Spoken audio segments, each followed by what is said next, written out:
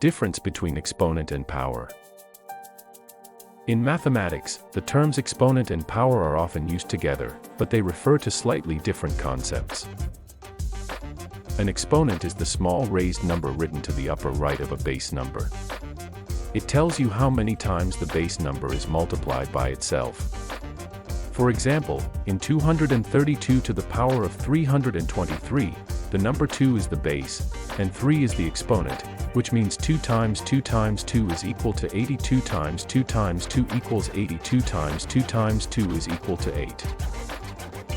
Power, on the other hand, usually refers to the entire expression or the result of the exponentiation. So, in the same example 232 to the power of 323, we say 2 raised to the power of 3, and the power is 8.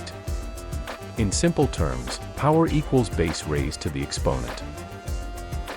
In summary, exponent number that tells you how many times to multiply the base.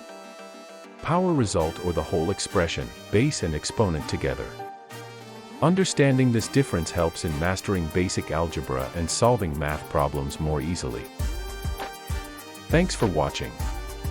For more such informative videos, subscribe our channel and like the video. See you next time.